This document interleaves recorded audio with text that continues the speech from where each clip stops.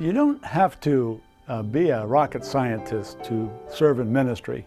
I was named after a missionary by the name of Bob Atwood.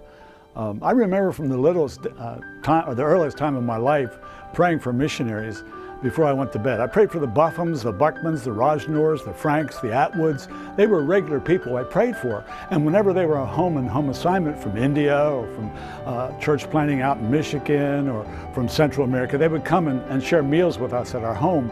And so it was a very common thing to have missionaries in our home, and we were involved with child evangelism Bible clubs. My mom taught Good News clubs. My dad was on the board of Lancaster Child Evangelism, and I even got to help as a young teenager at the Crippled Children's Hospital in a Good News club that my brother was involved in. During that whole time, we had the opportunity to go as a family to Virginia to work in a children's home to help in the building of a new center there. My mother helped cook in the kitchen, and we got to play with some of the orphan kids.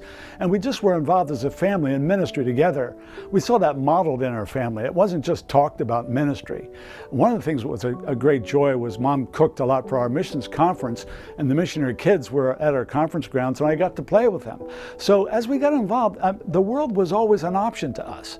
Went to Bible college and met Carol, and we wanted to serve the Lord in ministry. We got involved with Youth for Christ Campus Life, and in that process, we just continued to live out what I was to know and love and serve the Lord. And we got involved in Youth for Christ, and then the Lord called us into the pastorate. Here we came to serve at Neiman's Church for 7.5 years and got involved in the Youth for Understanding, the foreign exchange program, and God just moved our hearts to get engaged and involved with students. And during that process, I was invited to go to India to serve with one of the missionaries that I had worked with and prayed for as a child. And Bob Atwood took me with him as his Timothy to carry his bags, and I got to preach in another language. The Lord just got a hold of our hearts during that time, and we just said we need to make a difference. When we saw our students coming to us through the student exchange program, many did not know the Lord.